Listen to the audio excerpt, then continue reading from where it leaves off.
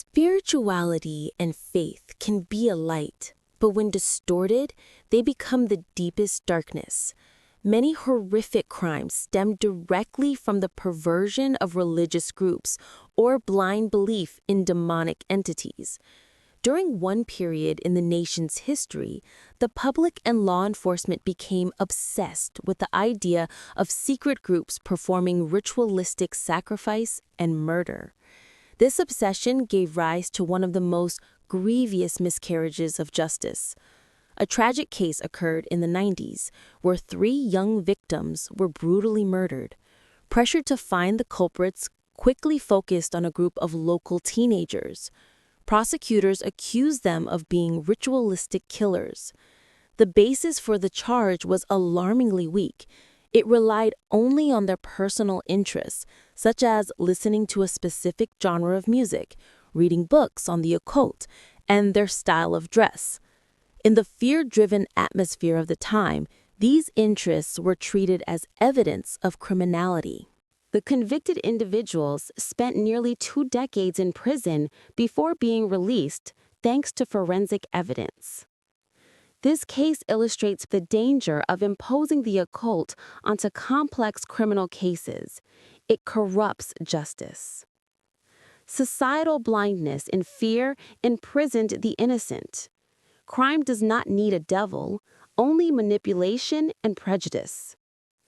Beyond accusations of collective worship, many crimes stem from extreme individual belief in dark doctrines. Mentally disturbed or isolated individuals who self-identify as followers of evil have carried out horrific acts of violence, believing it to be the will of a dark force or a means to attain supernatural power. In these cases, the spiritual and the magical are merely a flimsy pretext.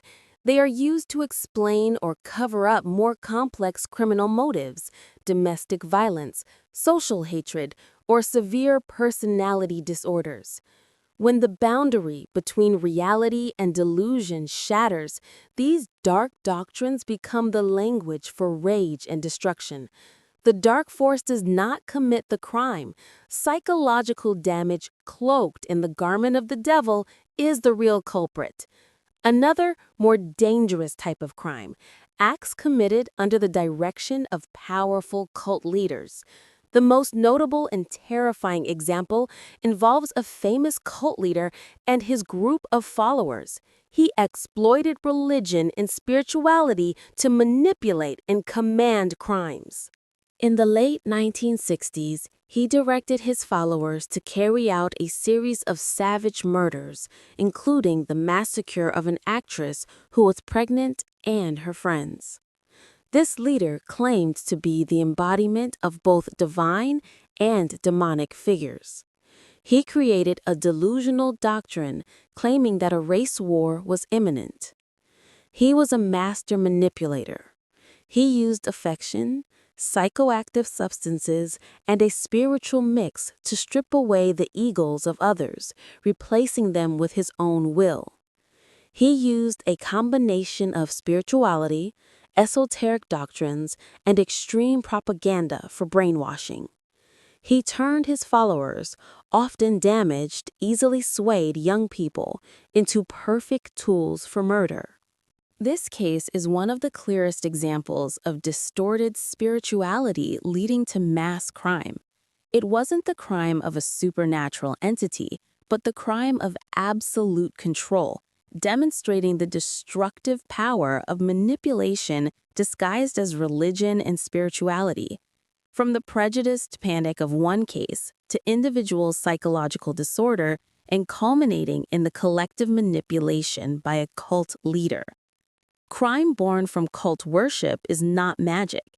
It is the result of human vulnerability, social fear, isolation, and above all, the cruel exploitation of people's faith. The darkness does not reside in the evil entities we fear. It lies in the human capacity to exploit belief to commit atrocities. We must learn to distinguish what is true faith and what is merely a pretext for destruction.